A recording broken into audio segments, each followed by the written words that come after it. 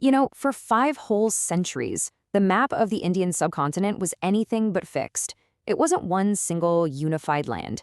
Instead, think of it as a crucible of conflict, a constantly shifting battlefield where massive empires would clash and new powers would literally rise from the ashes. This incredible era of intense, nonstop change completely redrew the political map, leaving a legacy that, honestly, we can still see today. Just take a look at this. This is the Qutub Minar complex in Delhi. Now, it's more than just a stunningly beautiful monument. It's a powerful statement. You see, it was built on the ruins of Hindu and Jain temples, so it stands as this towering symbol of a brand new era. An era of conquest that would kick off a total reshaping of India, starting way back in the 13th century. And I really want to let that sink in, because for the next 500 years, this land wasn't a place of quiet, stable kingdoms. Nope. It was a constantly shifting, always evolving battlefield, where just surviving was anything but guaranteed. So that brings up the big questions, right? Who were these great empires that tried to dominate this vast and complex land?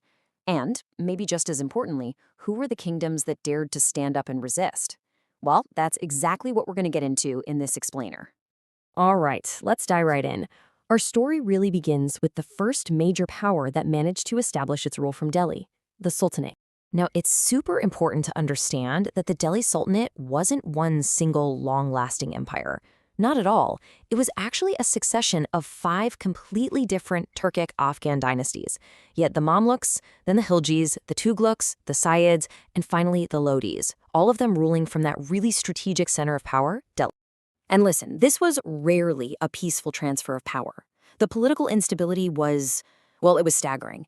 Think about this for a second. Nearly 2 out of every 3 sultans who came to the throne did so by, well, getting rid of their predecessor. The result of all that backstabbing and intrigue, the average reign of a sultan was a mere 9 years. Just imagine the constant chaos. But even with all that instability, their ambition was absolutely immense. And what's so fascinating is what's written on this coin here, from Sultan Alauddin Khilji. He calls himself the Second Alexander.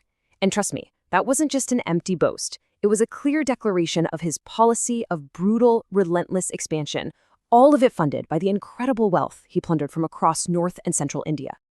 And this map, wow, this gives us such a fantastic visual of the Sultanate's dramatic rise and fall.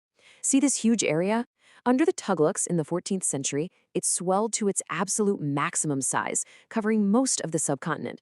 But then, look over here. Just a century later, by the time the Lodis were in charge, constant warfare and internal resistance had caused it to shrink dramatically. So, this decline of the Sultanate, it didn't happen in a vacuum. It actually set the stage perfectly for an even more powerful and long-lasting empire to emerge from Central Asia, the Mughals. The real game changer here was technology. It all went down in 1526 at the First Battle of Panipat. A Turkic-Mongol ruler named Babur brought something new to the party: gunpowder, field artillery, and cannons. This was a massive innovation in Indian warfare at the time, and he used it to crush the last Delhi Sultan and lay the foundation for the mighty Mughal Empire. Okay, so Babur's grandson, Akbar, would go on to become one of the most famous emperors in all of history, right? We know him for his wisdom and tolerance, but he didn't start out that way, not even close. As a young, absolutely ruthless conqueror, after the brutal siege of Chittor Fort, a 25-year-old Akbar sent this chilling victory message, boasting about destruction in the name of his faith. But here's the fascinating, incredible twist. Decades later, that same man, as recorded by his own court historian, looked back on his past actions with deep shame. He completely rejected the very idea of forced conversion. This quote is so powerful because it reveals his incredible personal evolution, a journey towards a policy of tolerance and inclusion. And you can literally see that difference in philosophy right here. On the left, you've got Akbar's court, a vibrant place of interfaith dialogue, where he practiced his policy of sulh-e-kul, which means peace with all. Then, on the right, you see the court of his great-grandson, Aurangzeb. He went in a totally different direction, pursuing aggressive military expansion and reimposing conservative religious policies. Now, this did expand the empire to its greatest physical size, but it also sowed the seeds of division and rebellion that would eventually tear it apart. But look, this isn't just a story about big empires throwing their weight around. What's truly fascinating and what we have to talk about is that for every single conqueror, there was resistance. The entire subcontinent was this incredible landscape of fierce, determined defiance. Way down in the south, the mighty Vijayanagara Empire rose up like a giant shield against the northern sultanates. Its capital, which you see here in ruins at Hampi, was described by foreign travelers as one of the most magnificent and well-stocked cities in the entire world. Meanwhile, in the northwest, the Rajput clans of Mewar, led by legendary figures like Maharana Pratap, absolutely refused to bow to Mughal authority. From these incredible, formidable hill forts like this one at Kumbhalgarh, they waged a relentless guerrilla war to hold on to their independence. And if we head over to the east, into the Brahmaputra Valley, the Ahom kingdom pulled off one of the most stunning military upsets of the entire era. At the Battle of Saragat in 1671, they used their complete mastery of the river-filled terrain to defeat a vastly larger Mughal army and secure their homeland. It was an incredible victory. And in Punjab, a spiritual movement that was founded on equality completely transformed itself in response to persecution. The 10th Guru, Guru Gobind Singh, established the Khalsa, a martial brotherhood committed to defending their faith and fighting for justice. This created yet another powerful force of resistance on the subcontinent. So you have to be wondering, right? With all this constant warfare, this endless conflict, how did anything get done? I mean, how did people just live their daily lives? And how on earth did the economy not just survive, but in many places actually thrive?